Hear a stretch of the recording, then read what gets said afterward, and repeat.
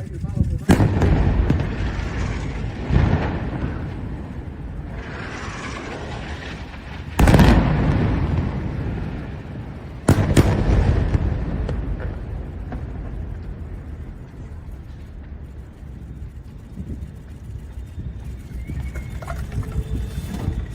लड़ रही है और दुनिया तमाशा देख रही है और हम लोग भी तमाशा देख रहे हैं। ये तमाशा सिर्फ दो देशों के बीच में चल नहीं रहा है, ये मानव समाज पर चल रहा है और मानव समाज की बर्बादी का तमाशा मानव समाज बहुत अच्छे से देख रहा है। किस आधार पर? धर्म के आधार पर कि दो धर्म लड़ रहे हैं, दो समुदाय लड़ रहे हैं, दो स्थान के लोग लड़ रहे हैं और दुनिया तमाशा देख रही है। दुनिया सच में तमाशा ही देख रही है, इसके अलावा कुछ नहीं कर रही है। ये बात जान लो। जो इजराइल, हमास, गाजा पट्टी, फिलिस्तीन है ना, ये हमास तो एक आतंकी संगठन है गाजा पट्टी का, ठीक। तो ये जो चल रहा है ना, ये सिर्फ कुछ इजराइल, हमास, गाजा पट्टी, फिलिस्तीन के अधिकारों की बात नहीं है। ये मानव समाज के द्वारा की गई इतिहास में बड़ी गलतियों का परिणाम है। मानव समाज के द्वारा इतिहास में की गई बड़ी गलतियों का परिणाम है। धर्म के नाम पर लोगों को जो मारा गया है, धर्म के नाम पर जो लोगों को मारा गया है ना, उसी का परिणाम है ये, और किसी चीज का परिणाम नहीं है। धर्म का मूल काम होता है लोगों को प्रेम भाव से आपस में जोड़ना, लेकिन धर्म के नाम पर जो लोगों को इतिहास में मारा गया है, आज उसी का परिणाम है ये जो कलह चल रहा है। ये कलह और कोई कलह नहीं है, सिर्फ धर्म के नाम पर रचा गया कलह है। धर्म के नाम पर हम सब इस बात को मानते हैं कि विश्व का सबसे प्राचीनतम धर्म या जीवन पद्धति सनातन है। हम सब मानते हैं, मानना भी पड़ेगा क्योंकि इसके साक्ष्य है। साक्ष्य है ना भाई, सबसे पुराना।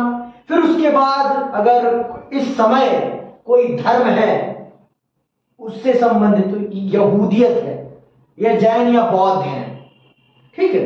फिर उसी में से निकले हैं आपके क्रिश्चियनिटी और आपका इस्लाम, ठीक है। उसी पंथ के हैं, उसी विचारधारा से संबंधित है, अलग नहीं है, उसी विचारधारा से संबंधित है। देखो, इतिहास में यहूदियों के साथ बहुत ज्यादा गलत हुआ है और ये कोई कह नहीं सकता कि उनके साथ गलत नहीं हुआ है। हुआ है गलत तो हुआ है, हुआ है गलत, हुआ है उनके साथ। मैं आज की घटनाओं को सही नहीं कहूंगा, लेकिन इतिहास में उनके साथ गलत हुआ है, इस बात को सबको मानना पड़ेगा। इतने सारे इस्लामिक देश हैं, इतने सारे इस्लामिक देश हैं, कोई फिलिस्तीन के लोगों को शरण क्यों नहीं देता अपने देश में? क्यों उनको गाजा पट्टी में मरने के लिए छोड़ रखा है इन्होंने? जब देख रहे हैं इजराइल उन पर अत्याचार कर रहा है, तो उनको क्यों ये अमीर अरब देश अपने देश में शरण नहीं देते? बस कहने के लिए हम मुसलमान हैं, हम मुसलमान नहीं करते हैं। अगर आप सच में उनको मानते हो मुसलमान भाई, तो उनको दे दो अपने देश में जगह।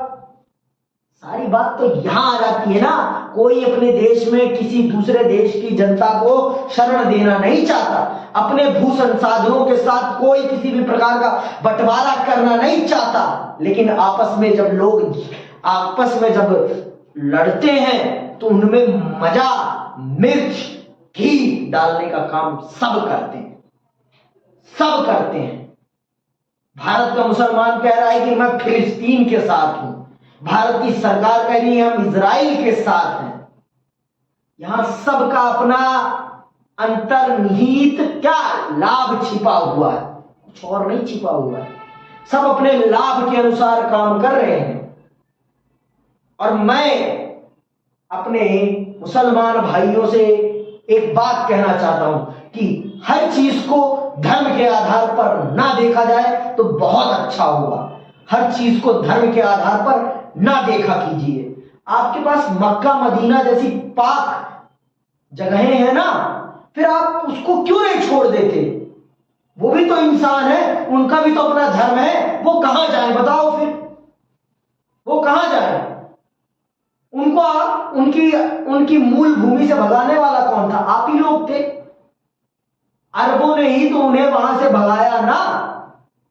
इतिहास पढ़ो आप। अरबों ने उन्हें वहां से भगाया, रोमन्स ने वहां से उन्हें भगाया, और फिर जब यूरोप में उन पे अत्याचार हुआ, 60 लाख यहूदियों को मार दिया गया। किसके द्वारा? हिटलर के द्वारा। तो कोई कुछ बोला था? कोई कुछ नहीं बोला था। क्यों नहीं बोले थे भाई?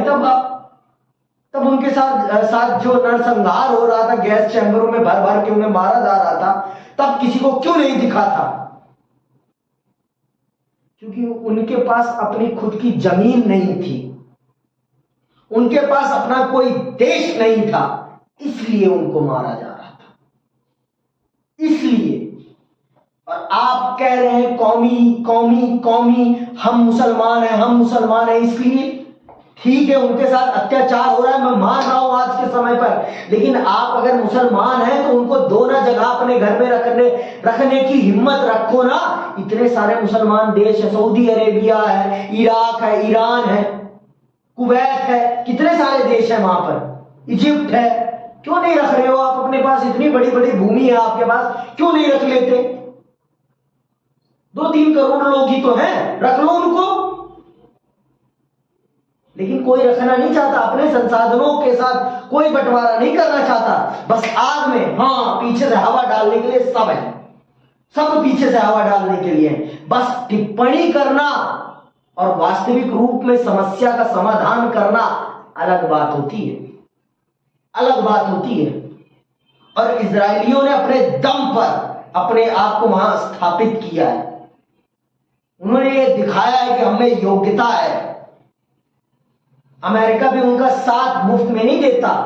अमेरिका उनका साथ इसलिए देता है क्योंकि उनके पास बहुत ही ज्यादा शार्प माइंड, ब्रेन है। वो जितनी हाईटेक टेक्नोलॉजी यूज करते हैं ना, उतनी हाईटेक टेक्नोलॉजी कोई यूज नहीं करता इस दुनिया में। मैं बता रहा हूं आपको, अमेरिका जितना दोगला, अमेरिका जितना लालची इस दुनिया में कोई नहीं है। अमेरिका हर उस महत्वपूर्ण चीज को अपने साथ रखना चाहता है जो उसके विकास में बहुत बड़ी भूमिका निभा सकता है। यह है अमेरिका की सच्चाई। और मैं मुसलमान भाइयों से कहना चाहूंगा कि अगर आपको फिलिस्तीन से या गाजा पट्टी के लोगों से इतना ही प्यार है तो उनको उस संकट से निकालो और अपने देश में शरण दो ना। क्यों नहीं दे रहे हो उनको शरण? क्यों मरने दे रहे हो उनको खुली जेल में? बस कहने के लिए भाईचारा है क्या? क्यों नहीं दे देते अपने संसाधनों में? क्यों नहीं करते बंटवारा? दे दो उनको, दो ना। तो मैं मानूं आपके अंदर है इस्लामी कौमी भाईचारा है। इस्लामी कौमी भाईचारा अपनी भूमि में बंटवारा करते समय गायब हो जाता है कि मैं क्यों दूं अपनी भूमि में बंटवारा करके? पाकिस्तान दे दे, क्यों नहीं देता? कहने के लिए है क्या भाईचारा? दे दे, रख ले उनको, रख ले। क्यों नहीं रखता? क्यों नहीं रखता? मैं आपको फिर बता रहा हूं, भू राजनीति के कारण कोई भी अपने प्राकृतिक संसाधनों में बंटवारा नहीं करना चाहता है। कोई भी देश अपने देश की जनता के अधिकारों के साथ कोई किसी भी प्रकार की छेड़खानी करना नहीं चाहता। और मैं ये बात मानता हूं कि उनके साथ इजराइल गलत कर रहा है, लेकिन उसके साथ भी गलत हुआ है। और मैंने बताया है, अगर आपने गलत किया है तो आप पर भी गलत होगा। और ये सत्य है, जो जिसके साथ जैसा करता है उसे वैसा ही भुगतना पड़ता है। कभी किसी का ऋण इस कलयुग में बचेगा नहीं किसी पर। सब उतार कर जाएंगे, सब एक दूसरे का उतार कर जाएंगे, सब एक दूसरे का उतार कर जाएंगे। आप गलत करोगे तो आपके साथ भी गलत होगा, ये निश्चित है, ये निश्चित है। ये बात जान लो आप। ये उदाहरण है, अफगानिस्तान में भूकंप आया, कितने मुसलमान देश गए वहां पर राहत सामग्रियां पहुंचाने, बस कहने के लिए है ये, कहने के लिए, करने के लिए कोई नहीं है। चिल्लाने के लिए सब है, आग में घी डालने का काम सब करेंगे, लेकिन उस आग को बुझाने का और उस आग में से जो लोग जल गए हैं उनकी मरहम पट्टी करने का काम कोई नहीं करेगा, और अपने घर में रखने का तो काम कोई करेगा ही नहीं, खास कर, क्योंकि कहीं ये मेरे संसाधन मुझसे लूट ना ले, मेरे संसाधनों पर ही कब्जा ना कर ले। ये बस कहने के लिए धर्म के नाम पर एकजुट हो जाएंगे, लेकिन जब आएगी संसाधनों में बंटवारे की बारी तो सब कहेंगे हट, क्यों दूं तेरे को मैं संसाधन, तू कौन होता है, मेरे देश का थोड़ी ना है तो तुझे दे दूं। ये आ जाती है बात। संसाधन ऐसी चीज है कि जो भाई भाई में लड़ाई करा देते हैं, खून में लड़ाई करा देते हैं, तो देशों के बीच लड़ाई होना तो आम बात है, आम बात है, कोई बड़ी बात नहीं है। जब भाई भाई का गला काट देता है संसाधनों के लिए, दौलत के लिए, पैसे के लिए, बड़ी बड़ी साम्राज्यों को प्राप्त करने के लिए, तो ये तो छोटी बात है। इतिहास में उदाहरण छिपे हुए हैं। औरंगजेब ने अपने बाप को जब नहीं छोड़ा, किसको प्राप्त करने के लिए, सल्तनत को प्राप्त करने के लिए, अपने भाइयों को नहीं छोड़ा, तो ये तो छोटी चीज है यार। और आप जब अत्याचार करो तो अत्याचार नहीं लगता, और जब कोई दूसरा आप पर अत्याचार करे तो अत्याचार लगता है। आपने भी तो इतिहास में करा है ना भाई, करा है ना, आपने भी तो मारा है।